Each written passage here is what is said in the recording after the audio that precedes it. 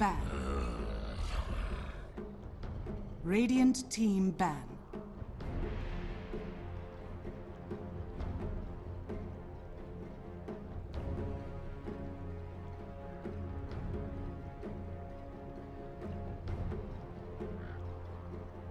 Ten seconds remaining.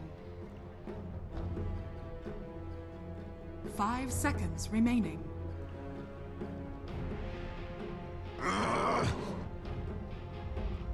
Dire team ban.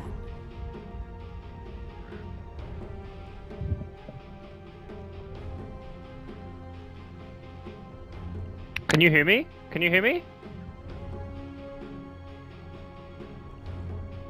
10 seconds remaining. Winter? Hello? Hello, hello, Radiant hello. team pick. Nice. Hello. Not so much anymore. Maybe, yeah, sometimes they get loud. 10 seconds remaining. Yeah. Dire team pick.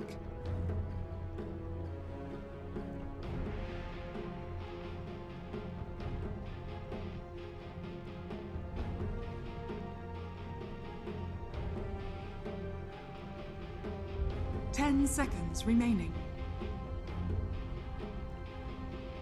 5 seconds remaining. Dire team.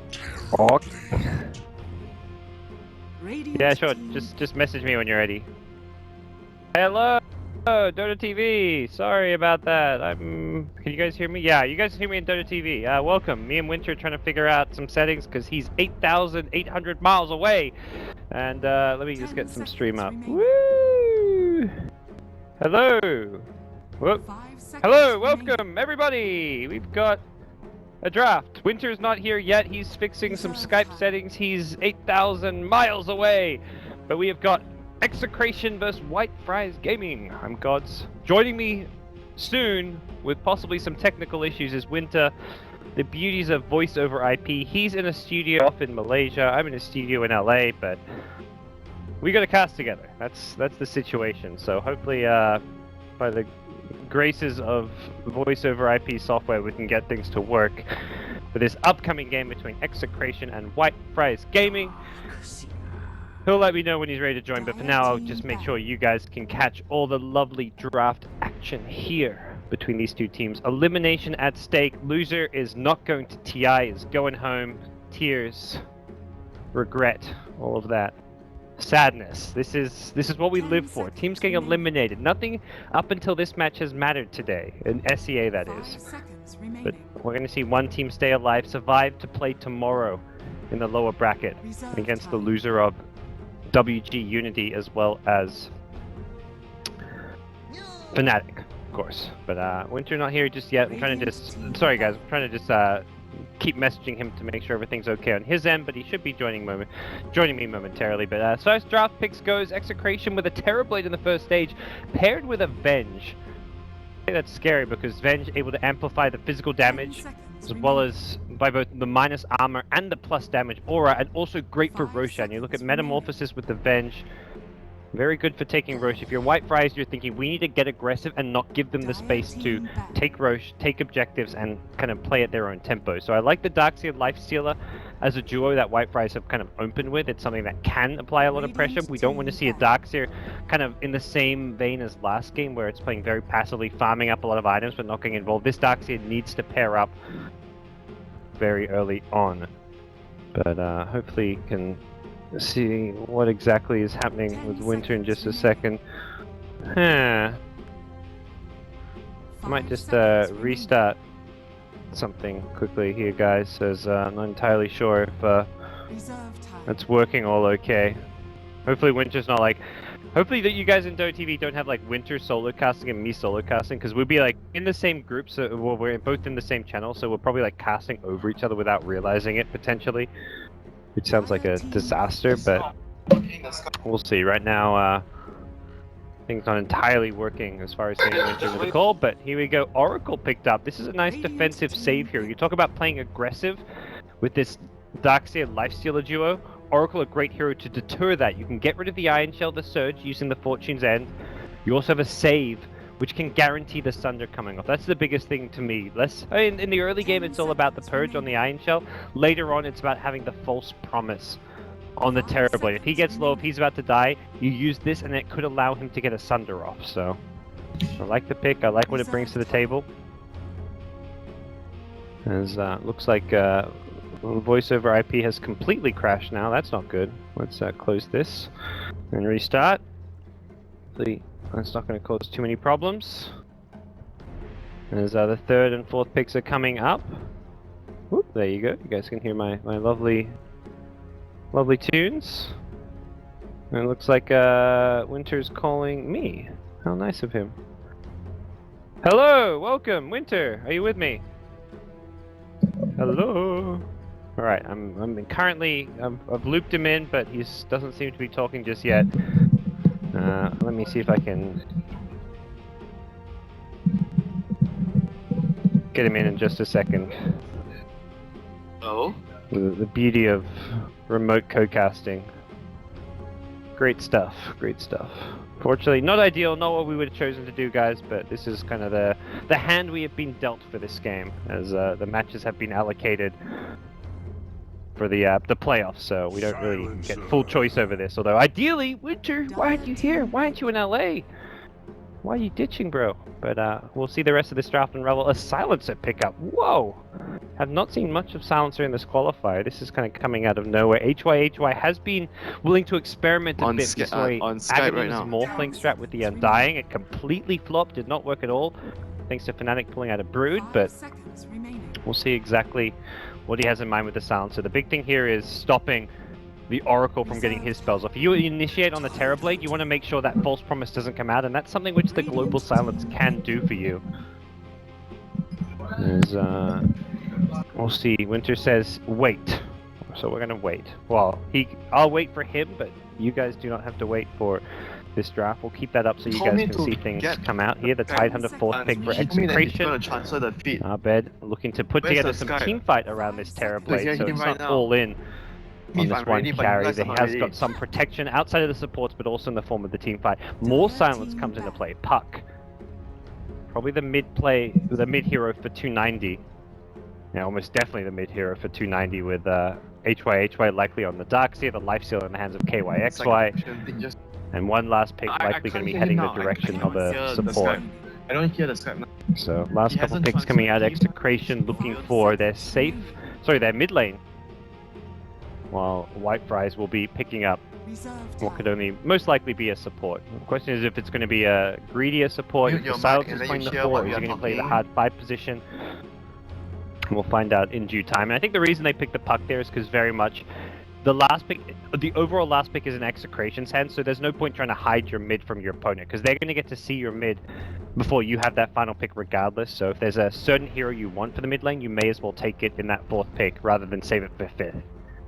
So both 4th and 5th pick will come back to back for Whitefries Gaming. And then we'll see what the call is going to be for Execration as far as their mid lane goes. As far as matchups against the Puck, there's no real necessity to counter him perhaps, although there is a lack of insta-disable. You've got stuns in the form of the Venge Stun as well as the Tide Ravage, but very easy to disjoint the Venge Stun. Even the Tide Ravage, if you get the high level phase shift, can be dodged as well, so it's where the consideration is there to go into something with an insta-lockdown. A Dragon Knight type hero could be on the cards for Execration. As I'll get Winter back in once again.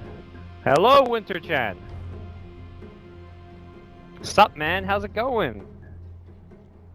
Yeah, I can hear you. Can you hear me okay? 10 seconds remaining. Nope. Not right now, at least. Seems good. 5 seconds remaining. Oh, good. I don't hear them, so that's fine with me. Okay, I hear laughing now. You gotta keep them down, Winter. Tell the children they gotta behave. But no, that's fine. We'll be good. How you been? How you been? I mean, fine. Miss you, but. Oh, I miss you too. I brought LD out for good food. Yeah, you came to Malaysia. You got to catch up with Mr. Gorman. You've been complaining and calling him out for not coming to Malaysia for like 2 years now. So Now he finally did. Complaining about the fact that he was making so much. Okay. Well, let's talk Dota, because that's what we're here to do, I guess. As much as I would love to catch up and have a nice Sunday evening tea chat with you, but what have you made of today's SCA qualifier game, too? Apparently not much. The games were that bad. Winter doesn't have much to say about them, I guess. He's like, man, if I was playing these qualifiers, could have gotten first, could have taken down Fnatic. Who are these scrubs who are coming up nowadays? He's completely ignored me now. Winter, I'm forever alone. Please, please come back to me. Winter, I need you. Winter? Chanlit Bin? 10 Hello? seconds remaining. Earth to Chanlit Bin. Earth 5 to Matilda. seconds remaining. Oh gosh, we lost Winter. Alright, we've got something to entertain us until Winter's back. We have got predictions. Will there be an Aegis snatch? No way, not a chance. Total number of player deaths at game end. Ooh, let's not forget to change this in-game. Change our overlays. Player deaths at the end of the game. Is this going to be a high kill game? Alchemist? Terrorblade? No, no. Whitefriars could go for kills. They got an HY axe. It's going to be a Darkseer axe. A support Darkseer. Kind of like this. Some more kills could come in. Hey, Winter, you still there? Yeah. Alright, you do you, Winter. You just call me back when you're ready. I'll carry this. So, player deaths at game end. I want to say 0 to 25, but I feel like this axe may make some plays. I'm not totally sure. Yellow? I can't hear you. Now I can't hear you at all, Winter. I don't know if you changed something, but this is completely lost you now. Player deaths at end of game. Will it be 26? Player deaths include suicides, but not that's only like +1 or 2. Let's go 26 to 40. Tower be killed before 10 minutes. Terrorblade could. Venge Terrorblade definitely have the potential to, if heroes come to... That's if no one defends this, but you're looking at Darkseer Axe. These heroes will defend this. Lifestealer could. We're gonna go with yes, though. Play with the first triple kill. It's gonna be Axe, right? It's gotta be the Axe. Who else could? Lifestealer potentially could. Puck, no. Alk, no. Terrorblade could. We're gonna go Axe, though. As we'll get Winter back in. Yup. Are we back? Are we good? Yep. Yep. I'm here. Okay. So I mean, I can hear you okay. We're gonna I need to quickly change one setting. Where's my edge panel? Alright, we got some Dota 2. We got Whitefriars versus Execration. What do you think about these two teams? Do they have a chance of going to TI, Winter? oh, everyone has a chance. Anyone can No, win. no, that's on an answer. That's like a purge answer. That's like whoever wants it more is gonna get it. No, Alright, sure. I want the real talk. Your question is whoever wins if they get a chance in the wildcards, right? I mean, my question is either of these teams gonna like stand up against Fnatic or WFG Unity? You know, I guess. Of course, I think because Fnatic is most likely to win, and so whoever wins this has to play WG Unity. And despite Execration getting demolished just now 2-0, but I feel like they were playing a lot below par in their last series. If they're playing at 100%, they definitely have a very good chance of beating WG Unity. Yeah, I like this draft a lot more from them too. The Venge Terrorblade opener with the Tide, and what we're seeing here out of them. So. What do you think about the drafts? Darkseer Axe, a lot of pressure coming out from Whitefriars in the laning stage in the early game. This is like a secret draft, you know. I've seen them doing this like in a lot of their games. They open their draft Darkseer Axe, they just pressure a lot. And the Axe can jungle if you need to be greedy. They are being greedy. He's going Iron Talon. Yeah, this team is like the greediest team in Southeast Asian qualifiers. Yeah. Did you see their Ags Morphling game that completely failed? I was casting that game. Yeah, that was... I was casting building. We had some fun. Yeah, that was interesting. I told Cyclops the game would end in 20 minutes. that Fnatic would win in 20 minutes. Yeah, the game ended in 21. I saw the Morphling go mid with the Undying, and I'm like, LD, this could be an Acceptor, and then it happened, and I'm like, it's not gonna work. But yeah, it was pretty ugly. Execration, unfortunately, also seemed to have had some lag issues today, so maybe their internet cafe or their internet line is having some issues. But both teams going Iron Talon. Oh, it's a lovely, lovely day to buy Shiny Claws, as RR is also going to be jungling. In some games, it's a big mistake not to get. I mean, in most games, it's a big mistake not to get Iron Talon. Because most of the teams, they have like very strong lanes right now. It's very difficult for the offlaner to lane and get experience. But this game right now, if you look at the setup, it's a Terrorblade plus Drench. So it's very likely that the Darkseer can actually attain some farm and some levels here. And because they're playing greedy, so the Darkseer can't really jungle. Yep. And he's already managed to get XP from the first wave, and now he can pull the side camp as well. So this is actually a Darkseer who can take away some farm as well as, like you say, contest this lane. I like the laning set for White Rise. It's Oracle though, like as soon as Oracle comes back, there's not much the Darkseer can do here. But usually Polozone plays the 4 role, and HY is the offlaner, but they're sort of like swapping roles now. Yeah. I mean, HY wants to be on a hero that can be a playmaker. From what I've seen, he kind of excels when he's like initiating, going in, being aggressive. He'd much rather play an Axe than a Darkseer. He wants to be on the first move hero, the hero that gets the blink, and Darkseer is more like he's a very static hero. You want to be farming your items, getting your levels, getting to your pack. Yeah. It's much less of a captain type of hero. Yeah. The captain hero is the hero that starts the fight. I'm getting like the Dota 2 sound. Oh, now I hear an echo. Winter, please. I'm not doing anything to my PC. The production people are changing the settings. I'm not sure what they're doing. Oh, tell them whatever they did is bad. I hear myself. This doesn't work. Winter, please. There's nothing I can do though. I mean, they are hearing the stream, so I don't know. Sorry, dude. Okay. This is like your Skype mic is putting my sound back in. So that's like no bueno. If they can't fix this, we're good. Now it's still doing it. Yeah, it's still doing it. Yeah. I can't like cast like this at all because I hear myself like half a second delayed. I hear myself. It seems to have stopped now. Just tell it to me because I think they're listening. So okay. Just Oh, I hear myself again now.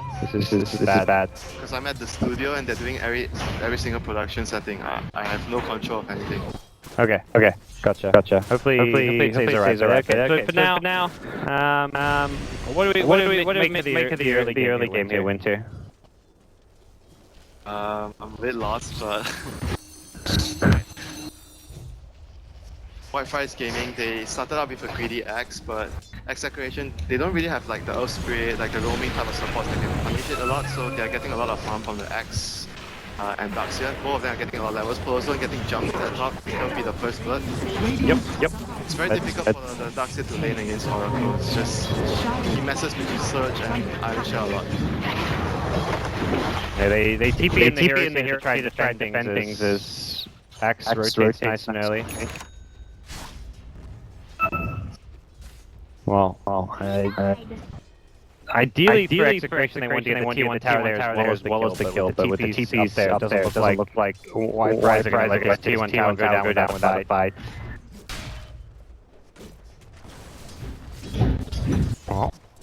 Mid lane, 290 on the top, 25 CS, Alchemist 16 CS. Keep those bounty runes away from our bed, and we'll secure the top roof for himself. Just a haste, so bounty rune at the bottom lane does await if our bed can get there. But doesn't look like KY is going to like that. Allow that at least. He hasn't skilled up anything. He has like 4 extra points saved up. Which hero is this? On the life stealer. Wow. Jeez. What do you make of this? Not sure. I guess if you need the extra range for the open wounds initiation, you hold on to those points. Yeah, I mean, I get why he's doing it, but haven't really seen a player leave so many. It's usually like 1 or 2 points. I've never seen so many points. 4 points.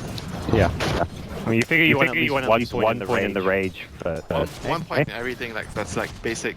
And then you leave 2 points depending on what you need. Nope. He's denying the skill points. He's like, I don't want to use skill points. I'm denying that. And he picked it best. Okay. At least they defend, like for White Fires, they defended their first push against the first Metamorphosis of Terrorblade. Like, it's very important for Terrorblade when he uses his Metamorphosis, he gets objectives like towers and everything, because it's a very big cooldown. They got a first blood, not a tower, which is at least something. We'll see if they can get some more now. The second Metamorphosis is coming up 5 seconds time. I imagine they for another push. 290 stole some of the creeps from the Tide, from RR. Just being He's fast. 37 CS. Nice start. And he's getting the XP as well, so he could look to steal some more. Has another illusionary orb. How much of this will he get? He gets almost all of it. Nicely played. He's going to escape even. They can't really kill him. And Tide has TP'd all the way back to bottom because there's a creep wave. And KYXY are going to initiate onto RR. Looks like a kill here. Tide may have TP'd into a pretty bad situation near the infest. Used as well for the extra damage, and that's a kill. That was really bad for the Tide. His stacks getting stolen, TP's back to the lane, gets killed. Infused raindrop, they're not very useful against a lifestealer. And it did stop the. I was surprised the infest didn't get the kill, but yeah, it was the infused raindrop that blocked the. It blocked the infest damage, which is at least something. But did not save his life. Already lost for him? No, that's not stacks. There's no ancient stacks for him. So he'll have to start doing it after, like, get the bench or someone else to start stacking ancients for him. I mean, overall it seems like a very successful early game for White Fries. They managed to keep their top tier tower alive. They're getting farm in the jungle. Who's now going to come up again? Next Metamorphosis. Every time it's being used, Axe is here to defend the tower. Yeah, it's something similar to like some of the recent games where I see teams when they pick Death Prophet and the opposing team picks a Lich and you get an early point in the Frost Armor, and whenever you see the DP trying to push a tower, you just TP over and use your Ice Armor. It slows down a lot of the tempo. What White Fries Gaming is doing right now is similar. 7-minute tower for the Lifestealer. Prediction success. Nice.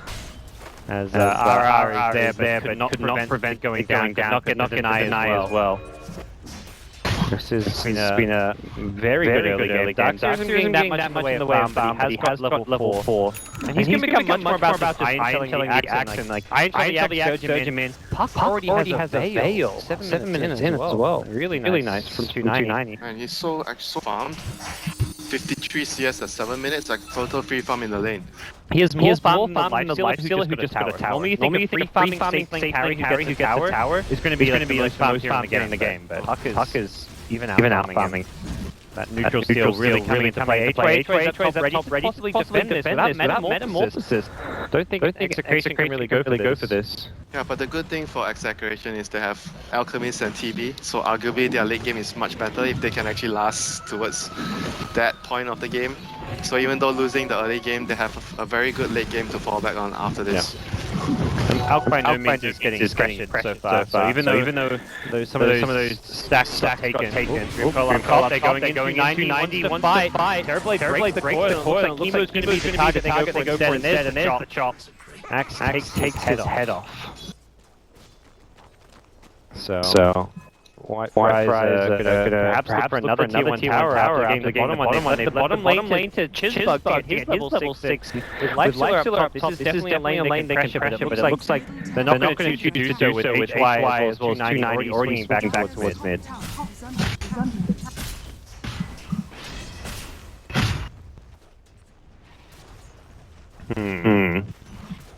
What do you think? So Execration is going to play towards the late game, use the Alchemist and Terrorblade late game potential to drag this game out? Yeah, I think that's what they have in mind right now, because they lost the early game and the enemy with a greedy jungling hero got away with it, and they are not in any position to punish that in the early game. So they're going to look to transition into the mid-late game, get farm on all their cores, since you have Alchemist TV. Mostly you're going to have a harder early game. And they don't have like a Earth Spirit, like a support that can stabilize, or a Riki that can stabilize the early game for them. That's why usually when you see teams, they pick so greedy cores, they have supports that can actually do that for them. To help on the move again. Axe is coming top with an Iron Shell. This is dangerous. I don't think he's scouted up by any dire vision just yet.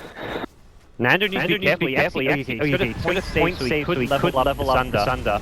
And here comes Execration. They're going to surround. They recognize the alone, and Global Silence comes out, but H1 does not get the culling blade off. He tries to get it on the side. That doesn't work. The Oracle does end up going down the life, so H1 turns one last battle hunger bet. Alright, gets rid of that. The last hit. White Rise. They're going to lose Nice as well. He gets frozen mid-air, and Nando. He's levels up the Sunder now, but he doesn't want to break this coil. He's looking for the Sunder. We'll get on Pelosi. One or two more right clicks can get this kill. You bet Nando comes into play, gets his team a couple of kills. Even things up, 4 kills apiece, and that Global Silence just did not quite allow H1 to get off that first culling blade. And as a result, it's White Fries who lose a bad team fight here in the top lane. I mean, to be honest, they are fighting into Ravage, so I felt like Execration were still a bit stronger there, despite maybe if they used the global at a better timing, they might be able to win the fight, but the Ravage there was just too much of a hassle for them to deal with. I think if they get that kill with the ultimate, they can just run away. Like Global Silence get a kill with culling blade and then run. But they couldn't find that first kill. Yeah, and they were pretty close to the blink on the axe as well though, so they were quite like quite greedy, trying to go for the kill before Axe got his blink. He was like 1600 before play, and now he's still 1600 after that death. Alright. Well, top tier 1 tower is going to get now with the Ravage cooldown as well as Metamorph. That's something that White can look to use to their advantage. Yeah, they should always be trying to push for something. Because Execration are the team that wants the game to go much slower since they have the Alchemist plus TB, and White Fries has the much more aggressive cause, the Lifestealer, the Axe, Darkseer, Puck. H1 has come back top as well to join up with KYXY's Lifestealer. Problem is, Tide's up here, even without a Ravage, is very annoying to push into because of the Anchor Smash, but Puck with Veil is going to rock up as well. They bring in the whole crew. He's very close. He's very close to his blink as well. So if they can actually use the Ravage downtime to get at least one more tower, it's going to put the Axe and the Puck at their blink. Well, can they find kills? Chemo gets silenced up and won't get a chance to pop the ultimate. Nice Global Silence, although it won't stop a Ravage since it's unavailable. So perhaps unnecessary, but KYXY goes aggressive. Tims with the illusionary of it looks like 290. Maybe the find this one. Gets the silence off. He gets down. Just the last click from Silencer. And that's Surge Banks, he saved his bug's life. Very, very good play from White Fries Gaming. Identifying that Ravage is still down. They're going to go back in with 290. 3 seconds to Ravage. He's not going to get it off. Nice play from KYXY getting that kill and Tide. No more range. He had some one charges there. Didn't get a chance to use them, it looks like. And this is perhaps an unsuccessful Metamorph. H1 walks past the Terrorblade, takes a ton of damage and has to use the Berserker's Call just to protect himself with that bonus armor. He's really, really close to the dagger. Doesn't want to die now. But tower gonna finally go down. This is really, really good considering you're up against a TB. The tower in common games, in normal games in general, like goes down very early, like minute 5, minute 6 around there. It's already down. But it took them 13 minutes to get the tier 1 with a Terrorblade. So all in all, it's really good for White Fries. They've done well, but look how far the Alchemist is. He has not been slowed down at all. Terrorblade is heavily outfound Lifesteal. The two carries of Execration are looking monstrous right now.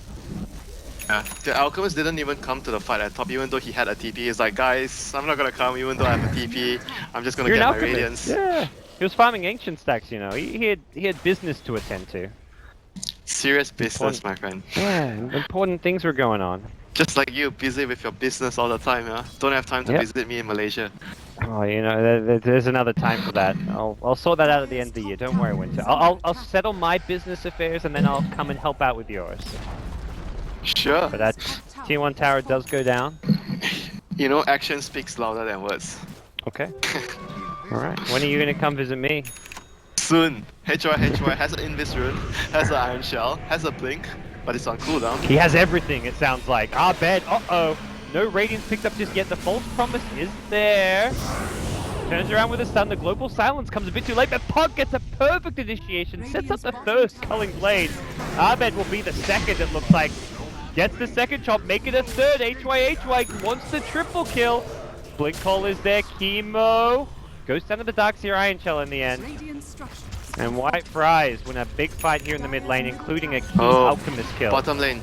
Tide is here. He's in the trees, so he has Ravage. We'll see whether they decide to fight it. It's a 2v2 right now, and I don't know if you can reliably hit the Lifestealer with the Ravage, considering he's got the Rage. Yeah, and they scouted him out with the bot though. He ran past bot, so White Fries knows the Tide is around.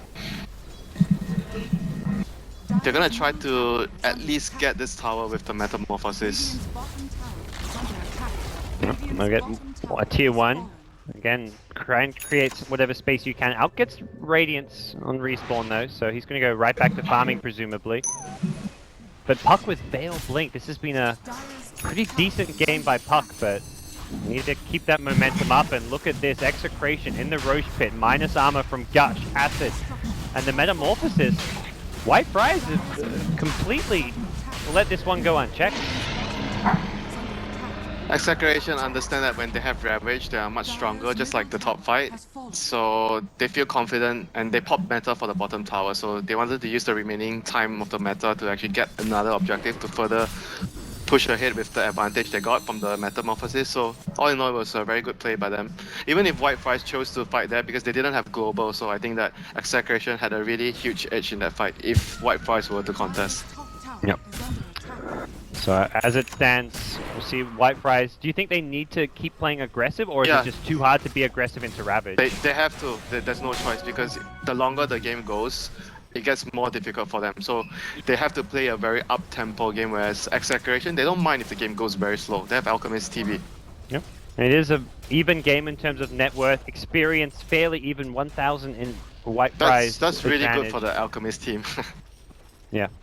For the moment now, because White Fries with their lineup, they should be at least ahead with their aggressive heroes. They managed to keep 4 heroes quite farmed, and on Execration it's like they've got really only 2 heroes with farm, but it's 2 heroes who are very farmed. And if you talk about the other heroes, I mean, they don't really need too much items on the Oracle and the bench, they just need levels. Obviously Tide, you need your mech, you need your blink.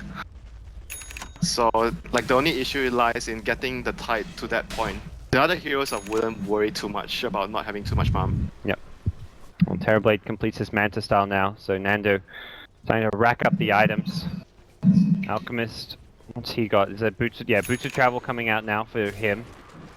Just gonna look to go the classic farming build, I can only imagine. And for White Fries, they need to be able to just continue pushing the lanes and then find like smoke or just group up and try to force something. They can't just sit and farm right now like what they're doing. They need are they to waiting for something, or are they... I'm checking, but I see them having every single important item. They have the Blink on Puck, Blink Veil, Axis, Blink Vanguard. There's nothing big coming out from anyone.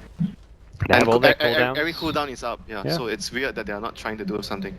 No, they're going to TP Lifestealer mid, so it looks like that may be the approach. Smoke is up, Infest into Axe.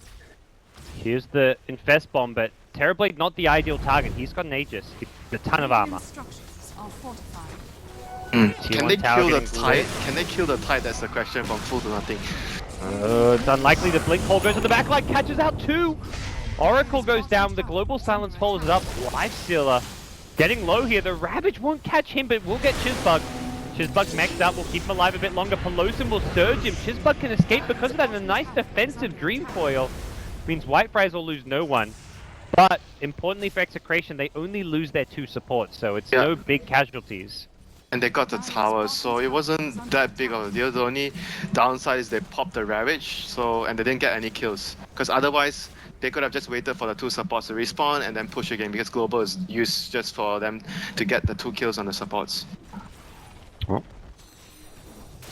good for White Fries, but not great by any means. They need to keep on looking to make plays like that, and again, losing a tower means you're losing some map control and some ability to pressure your opponents. Yeah, and right now, because of that, Execration has a few minutes to, like maybe 1 or 2 minutes to free farm and get more items on their heroes. You want to get the Grease, especially on the Tide against the Silencer. That's an important pickup, apart from the Blink. Something to purge away the Silencer. Oh, the Oracle is going to go down, bottom lane. Easy pickup there. Can they turn it around? The Reflection not going to work against the Rage. Have to wait for that one. And KYXY on the run. Going to get cut off here, but goes just for the TP out. So freebie there. This supports, they need like, even though I said they don't need that much farm, but on second thought, against the lifesteal and the park, if they don't have a Ghost Scepter or 4-staff, it's gonna happen time and time again. Yeah. Because the Tide is not Revenge. gonna be able to protect them from the lifestealer because he has Rage, so Ravage doesn't really bother him too much when he's trying to kill the supports. Like none of them can actually protect the supports. Oh, and Benj is going for like a very support-oriented build. He's maxed the Wave of Terror and also going straight into an Aether lane. So he's playing around the swap and the Wave of Terror more than anything. He's not expecting to survive. They have to be standing apart. You remember the fight in the middle where both of them were together and Axe got a call on both the defensive supports? That was really bad for them. So in future fights, they have to split up the bench and the Oracle. You cannot let the Axe jump on both of them at the same time. Yep. Speaking of Axe, Crimson Guard completed will help a bit against the Terrorblade's damage output. Terrorblade very nearby. Nando alone for now. He's going on alone. Okay, loses the Aegis. Nando, need to be a bit careful at how you play this one. Oh, he already popped his meta, so White Fries could actually wait for the meta to actually run out and take a fight after. Let's see whether they proceed to wait that out. They smoke, so I don't think smoking is really waiting since they're going to run right at Execration. They want to get the jump.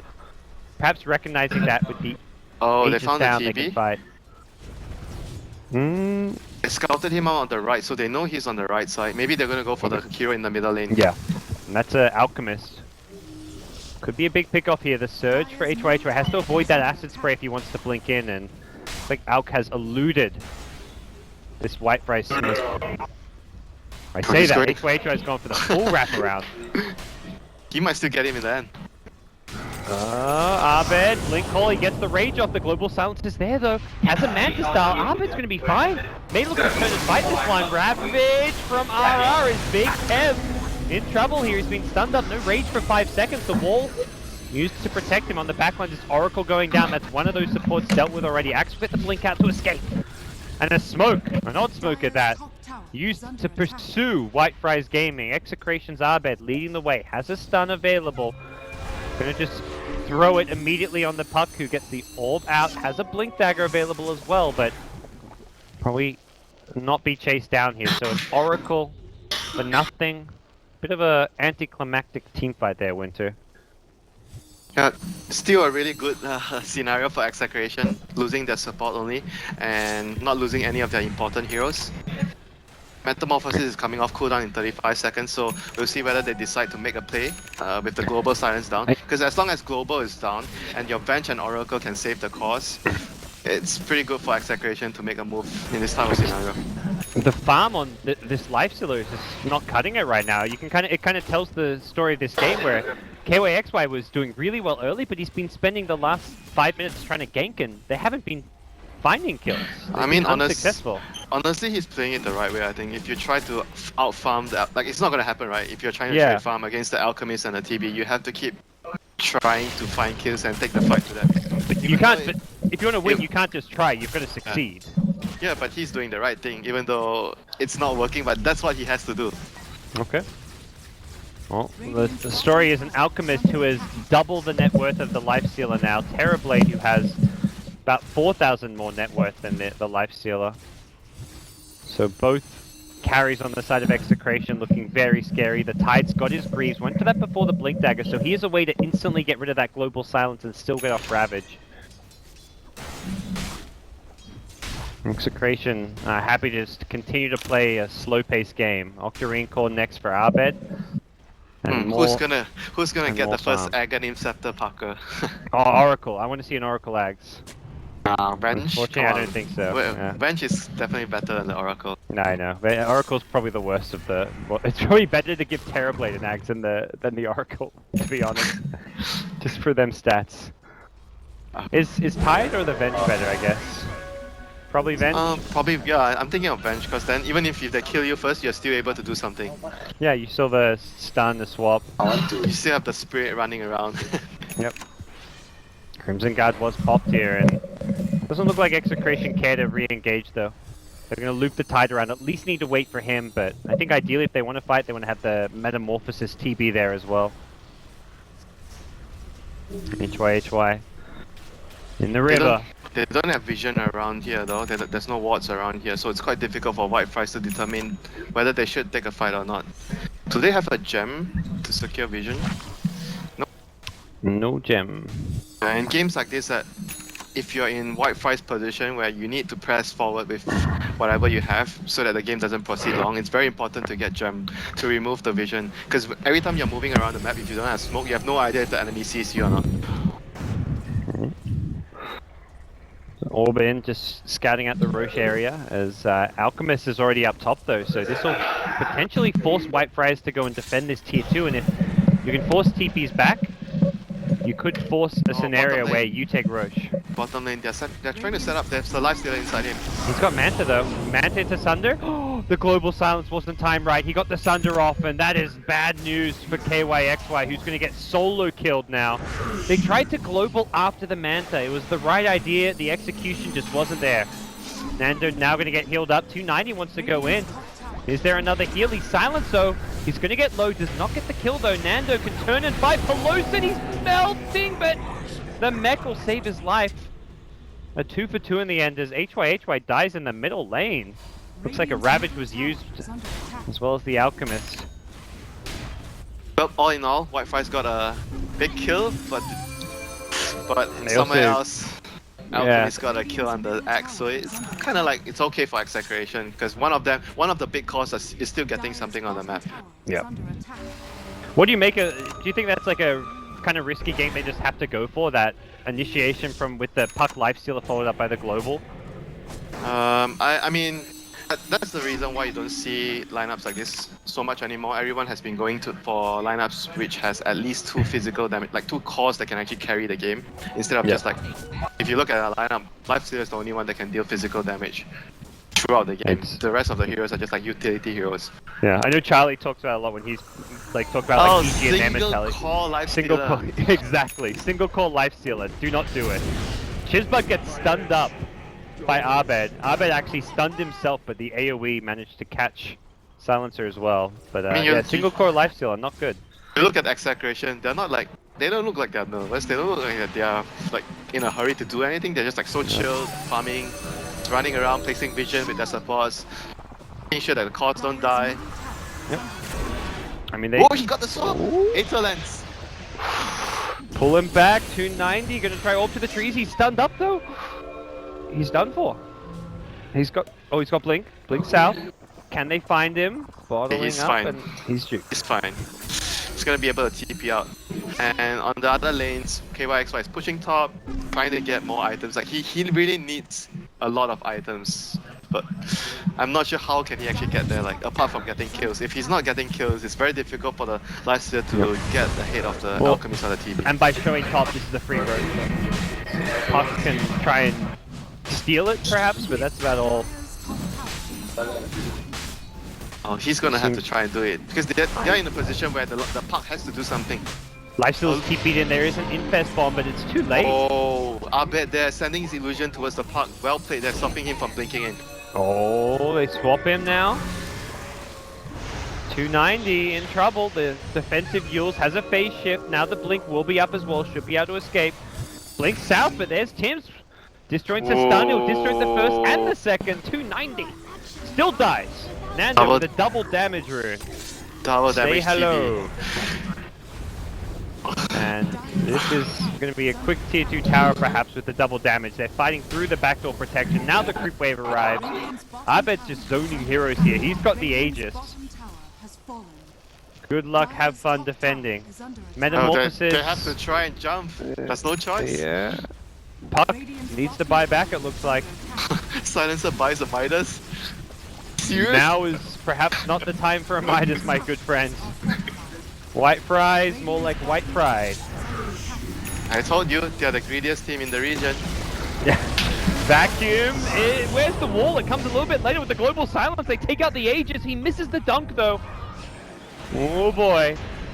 Now the retreat is on. Abed, he's got Mantisal. He does not have the Chemical Rage though. They've taken out the Tide, which means no Ravage. And without Ravage, this fight gets very difficult. Good defensive swap, but Abed, he turns around for a second. Now he's being healed up by the Oracle. Juke trying to TP out. Is there a stun? There's a Yules. Abed now turns the armlet back on. He's going to turn and fight. Perhaps he's got a Chemical Rage soon. Can he win this fight? Maybe close. He's got a life steal on top of him. No chance for him. 3 down. White Fries have held. Time for this Midas to start paying off. Well, that was some balls there from the silencer to get a Midas before that game-determining fight. But on the other hand, it was Execration's fault. Like, they shouldn't have stood together. Like, two of the heroes were way too close together. The important heroes, the Alchemist and the Tide, both got caught by the X and Darkseer combination. So you see some teams when they're sieging against Darkseer, no matter how comfortable they are in the position of the game, they will always spread up accordingly, and only one hero is always sieging the base. The Tide should have never been anywhere near there. They goofed a little bit here. Too cocky. They're going to have a Shiver's Guard for the next push at least, but yeah, definitely a bit of cockiness coming to play. Execration are a team with some young players. Perhaps it shows there. And even their captain, he's a veteran, but he's also kind of known for being a bit too aggressive at times, Chemo. Pinoy Dora, my friend. Yeah, Pinoy Dora indeed. Not known for its subtleties. I mean, overall, it's still pretty good for them. I mean, the general state of the game. So, yeah, absolutely. It's not like they lost the game there, but 2-9-0. They're gonna try to hunt down this elusive puck again. And this puck is doing a lot to keep Wi-Fi's in this game. 3-1 and 12, but it's not just the scoreline; it's how big of a nuisance he's being. You can see it here as he goes deep into enemy lines to clear a creep wave behind. They've got just one creep wave here, Execration, so if they're actually looking to push high ground, they've got to make this one creep wave count. They only have the puck to actually do the wave clear though. The rest of the heroes here are not that great at wave clearing. They don't have any wave clear. Force this. Execration want to go. Puck has a Dagon now. They need to be very careful of not repeating the same mistakes. Everyone has to stand behind the illusions. Don't get a 3-man vacuum or 2-man vacuum. Perhaps Abed can go in with the illusion support, but we'll see. Yeah, he's going to start hitting the melee racks. Terrorblade is there as well, though. Still two heroes. Abed doesn't have Manta Style, but it looks like a melee racks will be claimed. Uncontested for now in 290. A bit low on HP, but HY wants to go aggressive, but he's getting hit by an illusion, so he can't blink in. Is he going to get surged in? Has the Lifestealer inside. Blink forward, doesn't catch anyone initially. The TP out from Alchemist, and it's looking like a potential escape here. Nando's going to be the one getting caught. Does get swapped out, the Ravage is there, and the Global Silence comes too late. Hit everyone. Just a bench casualty so far. Terribly still to Metamorphosis. Pelusin getting low, the Stun will fly, catches 2. Potential follow-up kills coming as the Shiver's Guard will finish the Dark Seer. Chivsbug trapped in a dark corner. Gets taken out and just supports dead on the side of Execration. As Axel going with a blame out, gets the first shot. Now Abed getting demolished as well. The Thunder! Nando, can he get out? Is there a call? There's a Yules. 290 again, stopping the TP escape. They will get the kill in the end on Nando. 4 kills so far. Alchemist TP's home, just barely getting away. Man, I'm not sure if that was worth it or not, but it's a full lane of racks, you know? I mean, for the TV to give up his life, like he could have just ditched and let the Alchemist die. I mean, Alchemist is actually, I would say TB is much more important than Alchemist, like, because Alchemist doesn't use the net worth as well as TV, so. Yes. Alka's gonna have no problems getting his farm. I mean, Terrorblade doesn't have too many problems getting farm, but he's farmed slower by nature. Yeah, I would rather the Alchemist die there. Okay. Alchemist is the bigger bounty though, perhaps a consideration. I mean, he's such a bro for doing that move. Yep. I would have never done that move for you, sorry. Okay. There was a game earlier where, did you see the Terrorblade Sunder when he saved his teammate at the bottom lane? When it was KYXY on it, I think? That was another bro move where I don't think Terrorblade should have done it. Oh, I have to learn the ways of the bro to do that to save you. That one was HY being saved. Sorry for mistreating you for such a long time, Parker. Yeah, you're even a carry player. I thought you were a responsible support, Winter. Become a greedy man. You're not getting a wedding present anymore. Oh, come on. You wouldn't even give me an Acceptor when you're an Alchemist. Like, I supported you all game long as Crystal Maiden, and you wouldn't give me an Acceptor. It's a rough life, playing pubs with you, Winter. Man, it's such a long time. Oh, and you still remember it? Oh yeah, I I will tell that story to your grandchildren. When they're winning TI, I'll be like, man, your grandfather, when he played Dota, wouldn't even pull me an Acceptor. Well, if my grandchildren are playing at TI, I wouldn't mind you telling them that story to them. Okay. Alright. Hopefully That's my a grandchildren deal. beat your That's a deal. My grandchildren will beat your grandchildren in TI Winter. That's a promise. They'll take it down. Alright. Whoa, Dagon, Dagon, Dagon. Meanwhile, Skadi for our bet, not everyday item you see on an Alchemist. It's pretty good versus the Lifestealer, kite him around. Yeah. And you want more like armor against Lifestealer as well. And all in all, Jet, it's a very good item, but mostly you see the AC over the Skadi. Yeah. I mean, the main difference is it gives you like strength, so your illusions are much more tankier as well.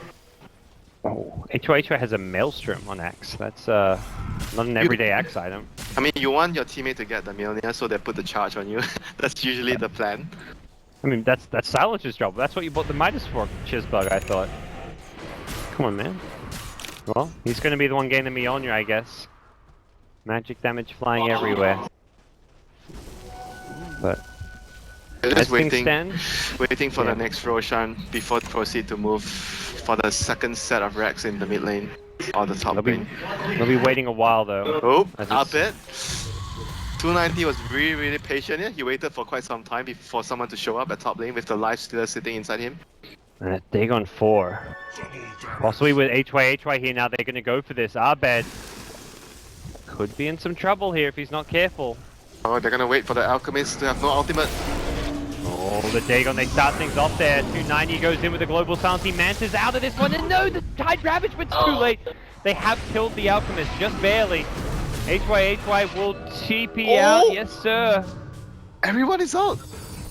Oh my god. 290, whoa, that's a bit of a weird swap. He gets the jaunt off after the swap and will make his way home as he buys another Dagon recipe.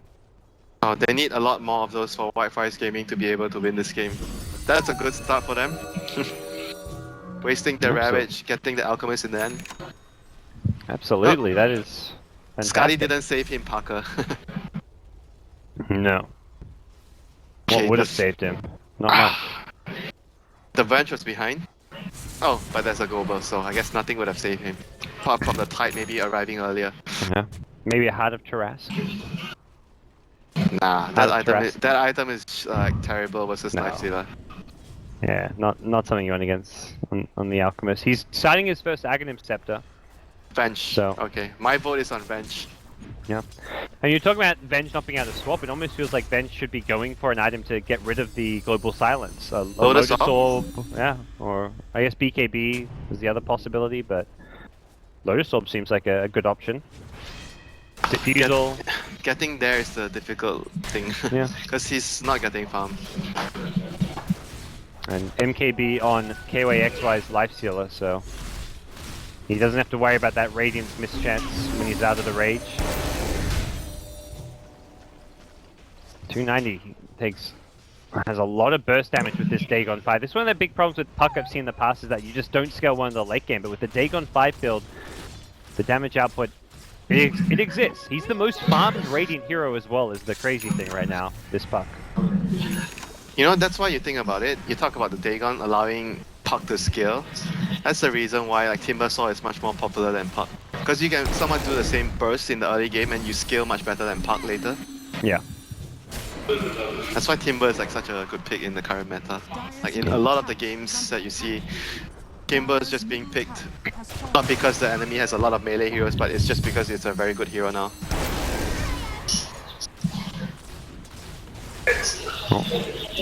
Maybe see some Timbersaw later on in this series. For now though, White Friars are going to have to make use of the Puck.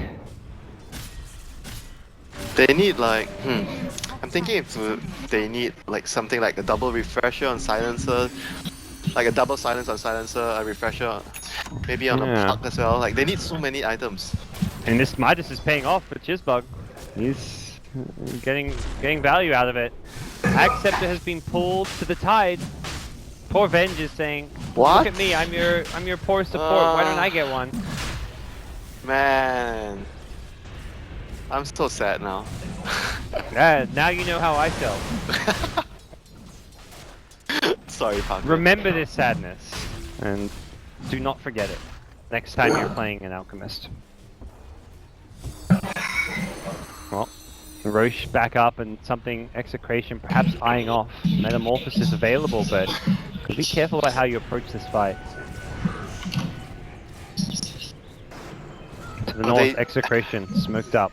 At the very least, they have the BKB on Terrorblade. And, you know, I always think about Terrorblade as a hero where your last item can be Refresher because your spells are like your ultimate. Yeah. Like, well, it defines the hero, right? The meta. At least a 7th item, like in your to have it base, but it's whether or not you want to have the item actually on your hero is another matter. Yeah, I guess so. I guess so. In most cases, you would rather have another like normal carry item. Yeah. Stash the Refresher on the courier, but it's a very good item on TB. My Scylla will chop down an illusion. Well played. And White Fries have managed to claw their way back into this game. They're almost back to even in terms of overall net worth. Oh, the putt is playing with exact. Oh, the Ravage! He dodged the Ravage! Oh my god. I'm surprised he went for that Ravage. They get the kill though. They still got the kill, right? If they didn't get the kill, it would be so infuriating. And Roshan is up as well, so. White Fries gonna fight this. They have no puck. They also have to worry about the out top. I don't think they can fully commit to this one. Yeah, but just gonna force them to go back and get Roshan if they see White Fries TP. I mean, HY does not want to go back. He wants to contest this Roche, but I'll fly back. Alpha Illusion still going to work here. Now the fight down near the Roche pit. He blink. The call isn't there. Yes, he'll catch Nando now. Can they blow him up though? False promise. Will save Nando's life and he'll turn and sunder. In comes Tims. He forced up to the low ground to get back to safety. Arbed will disengage as he throws an unstable concoction. Puck will go orbing in, takes out the vent with the Dagon 5. Arbed, his ultimate wearing off soon, needs to be a bit careful here. He's trying to turn and fight, has the Shivers Guard in a second, but he's taking a lot of damage, getting down very low here. KYXY look to finish him off. Arbed, he's done for him. White Fries, they've held their own. They're looking to chase, they're looking to get more, they're going to get Chemo as well. They've got the Yulsep to catch onto the Tide and RR. He's got no escape. He's been vacuumed back. Dagon zaps him down, and suddenly it's White Fries pushing forward. Yeah, Tide didn't have Ravage that fight. That's why White Fries were really confident running in after the buyback from the puck. They knew that without the Ravage, it's very difficult for Execration to take that fight there. Man, this is getting to a stage where there's just not enough damage output coming from some of these heroes. Terrorblade did 481 damage only that fight. Meanwhile, Lifestealer did almost 5,000. He got controlled really badly and he had to pop his BKB super early to get the Sunder off. Yeah. The damage he did in that fight obviously doesn't include the Sunder, so that Sunder would have at least counted for something. But... Oh, it'd be nice actually if you actually can calculate that as damage done in... Yeah, I mean, in reality that's what it was. He took away half of one of his enemy heroes' HP, but... They didn't ultimately get much out of it. They couldn't follow it up, and suddenly White Fries are the ones who seemingly are somewhat in control. Lifestealer has an Aegis. I think at the moment they are, and you see the Execration despite the lead that they have on the two big fat cores, but once a big spell like Tide Ravage is down, they can still lose the fight because Global Silence basically counters what the two defensive supports can do in a team fight, so it allows White Fries to just destroy the main carry in front. Yep. Well, it's going to be level 3 global soon with potential Refresher. Shizbug has what is he 4k gold. Refresher, right? It should be. It should be a Refresher, but he hasn't bought anything yet. Yeah. Perhaps he's biding his time. Is he thinking about something else? Right. I don't think there's anything better than Refresher at this point. Doesn't look like it. If he wanted, he could sell his Midas and get it now, but I don't think he wants to. He's not level 16 yet, so he should wait. I mean, he's the guy that bought a Midas before a big team fight at bottom lane, so I don't think he's gonna sell his Midas. Oh yeah, it worked out to be a great decision though. If he didn't buy a Midas, it'd probably still be something like level 12 or 13 right now. I mean, I don't mind him buying the Midas, but if he bought the Midas after the fight ended, like they defended the Rex and he bought the Midas, I would understand. But he bought the Midas before the fight started. That was like, oh my god. Somehow he knows that his team is going to be able to hold that fight. Yeah, man. He was relaxed. He was chilled. He knew what was going on. He had faith in HY. Yeah, I'm sure he did. He believed. Well, and as it stands, this White Fry's team is looking very strong. HY, speaking of which, the Mjolnir completed. The Blade Mail, he's been very influential this game. 8, 2, and 12. Decent amount of farm on his name, and it's still even in overall net worth, but it just doesn't feel like Execration are getting much accomplished right now. Yeah, and Abed actually got a moonshot. He ate a moonshot. I'm actually not so sure about that. Like, doesn't change the face of the game a lot. But whereas like buying an Aghanim on a bench actually might change the face of a game. I think it's Oracle much. Winter. Yep. Gotta believe in that short cooldown. Of course, Oracle. But it's actually kind of crazy how much you can heal with that short cooldown. And the range as well. Does it give more range? It's the just the cast cooldown. Point. Yeah, no, the cooldown and the cast point. I think they make it so you cast it faster or something. I don't know. I'm pretty sure. Okay. Still, I still think bench is better. Sorry though. I'm not a fan of the Oracle Axe. Well, illusions from Alchemist trying to just be pesky and annoying and delay things here, but I'm not sure if White Fries are going to have any of that. They do have to worry a bit about this bottom lane where the real Terrorblade is currently threatening to split push the high ground. Oh, at least they have a tier 2 tower at mid, so he needs to go all the way to top with his illusions to actually get the tower, so it's a very big distance for him to cover. Yeah. That's like the good news for them.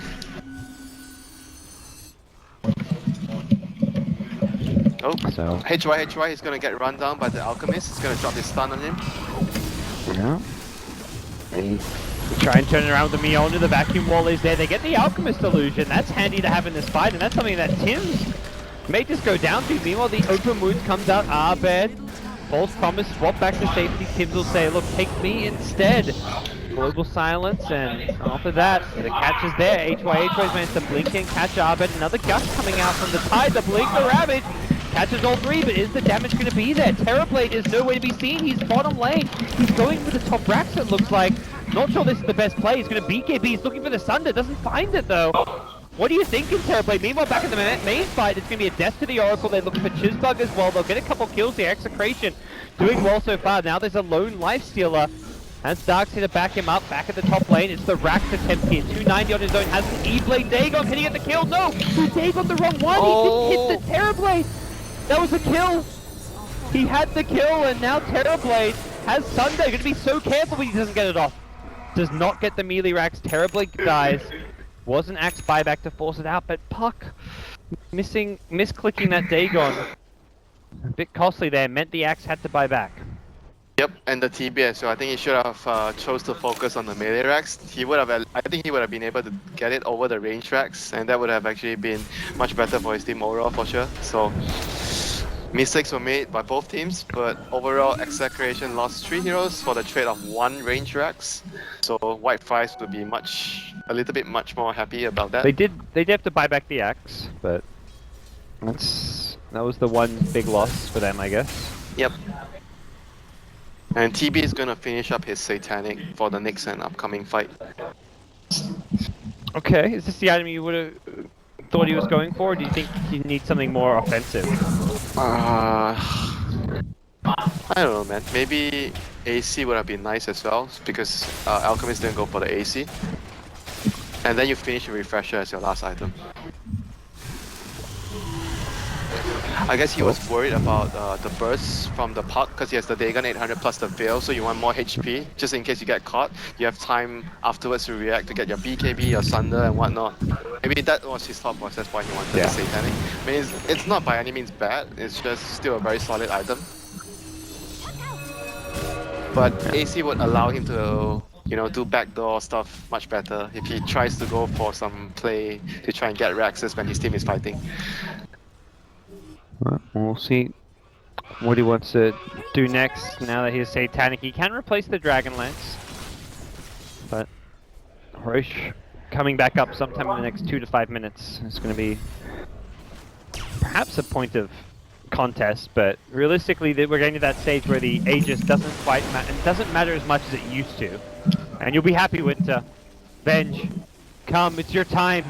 It's your turn. She's got an Acceptor. I'm still sad that she's not given first priority. I'm still sad Oracle's not. That's a travesty. Poor Oracles around the world. I just want to see the Acceptor on this here. I don't think I've seen it yet. Oh, if the game goes Not in the pro game, I mean. Another 10-15 minutes, everyone will get an axe. Yep. Why not? And you know the other thing when you talk about Dragonlance, I think this is one of the reasons why Terrorblade is so popular in the current patch. The change to the Dragonlance is actually so good for Terrorblade. Yeah. The stats. It's ridiculous on this hero. Like, this is the one hero that I felt, oh my god, he got so much buff because the item got changed in this way. I mean, indirectly he got buff. We'll see if that's going to be enough to carry him through to the late game. Right now it's Puck in the mid lane with an Infest. Lifestealer goes in aggressive. Puck wants Lifestealer. We'll get him. The Ethereal Blade was there. The Rage TP out just barely in time thanks to the Global Silence. Meanwhile, Puck again. Escape route. I've seen this movie before, Parker. Oh, disruptive! Yep, that'll work. 2 minutes on the sidelines. Does have buyback though. Okay, this did not end the same way as the first few movies, but top lane, I bet he got caught. He's caught. There's no chemical reach, but there's 2 seconds to have his chemical reach. He's going to turn it around. It looks like Puck has fought back for this. Very important fight. Puck keeping on the creep will manage to successfully get into this one, and they've killed off the Terror Blade. They've also caught Abed in the coil here. He's going to try to start turning the stun, but I think he's in trouble until the Ravage comes in. Abed gets the gush support as well. He's turning, he's fighting.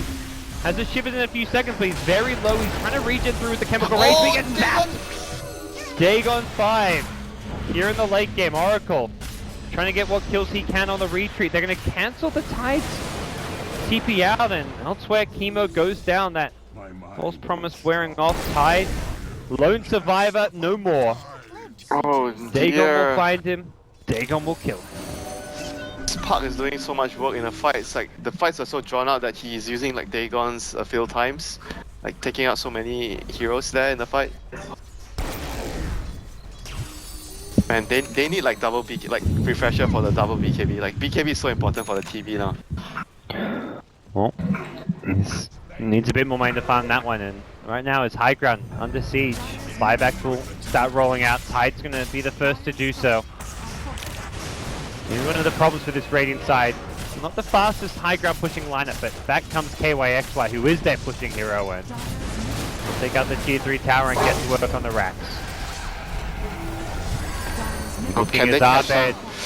Can they catch them? It's going to be muled up.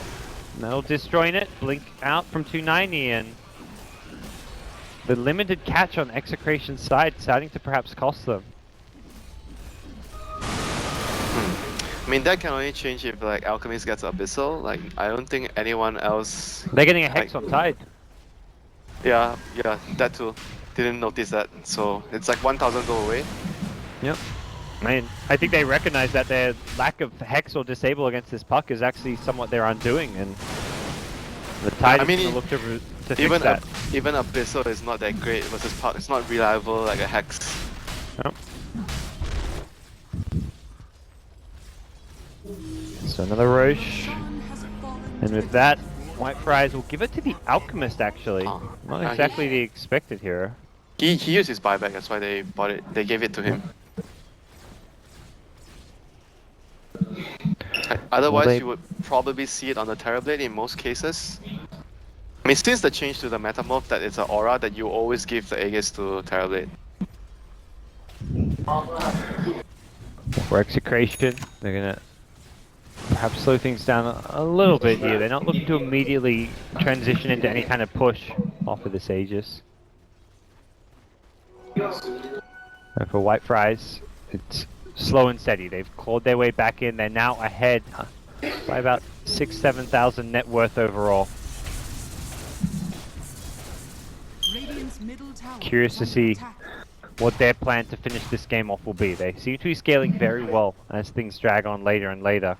Yeah, we didn't talk much about the Darkseer. Like Darkseer has been getting a lot stronger, and in the fights we saw him creating dangerous illusions from the Alchemist and the TB. That's what was doing a lot of damage in the team fights. You know, you were like seeing team fights that Darkseer goes in, and suddenly everyone is dying from the illusions of the TB and the Alchemist. Yeah, he's had some really good vacuum walls this game that have helped his team out, but as it stands, White Fries. Aghanim will be really good for the Darkseer this game, I think. Because his illusions are actually destroying the opposing team, and because they have Alchemist and TB. Yeah, I can get behind that. Definitely can get behind that one. Yeah, pretty good option. Apart from that option, would be obviously the standard late game item where you get the refresher. So you have the double back and wall. Alright. For now, he's just pocketing a decent chunk of change, almost up to 4k gold. Top lane, you've got 290 with the E-Blade. He's got another 3.6k gold all of a sudden. This seems to be printing money out. But they're gonna smoke with the Hex, so they're gonna try and get this pesky puck once and for all. Yeah. They're scanning behind him, looking to see if that's a tell sign that there's anyone sitting back there. Trying to bring him down. The Gush will go hunting, and he's already blinked to the east. Phase shift out, Orb as well. He's been pinged, but they don't actually go scouting. I think perhaps recognizing that it's a puck and they'll just end up wasting their time altogether.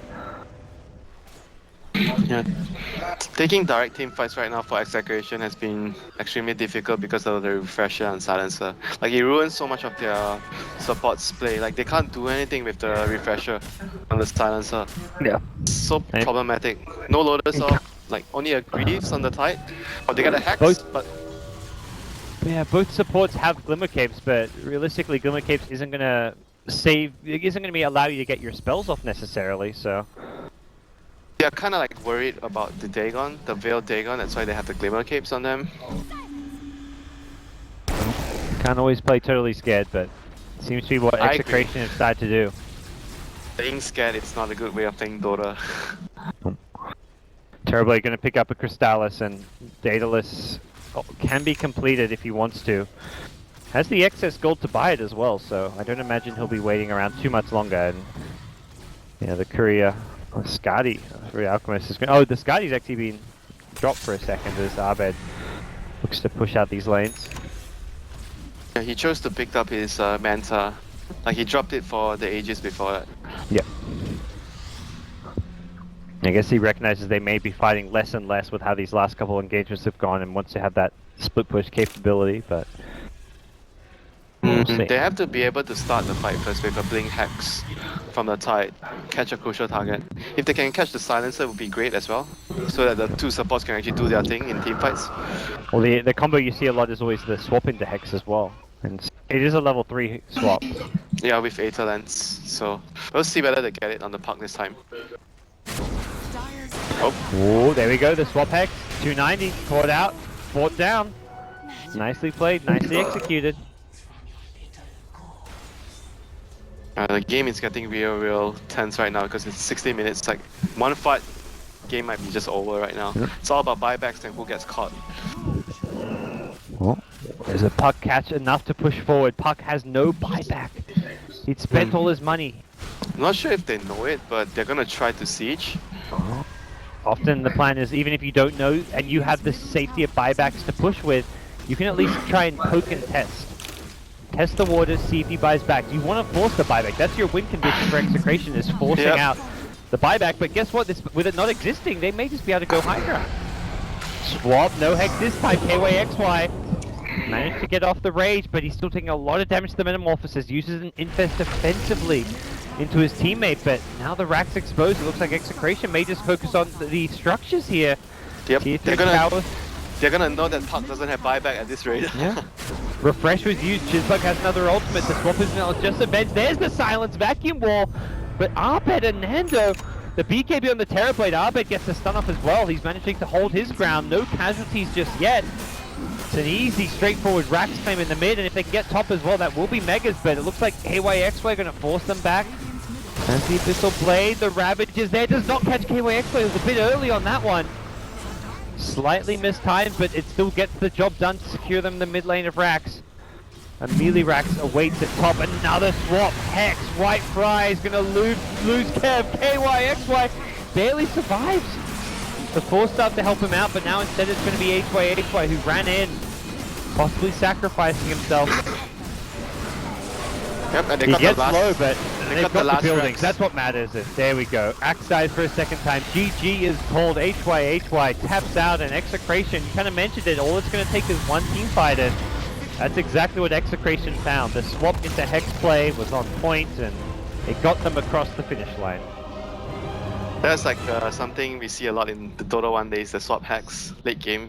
Like once you get a Hex, just changes the game. Like the pick-off, they got a pick-off that has no buyback, so they were really lucky that the puck didn't have buyback. Otherwise, because if the puck had buyback, there was no way they could have ran. Like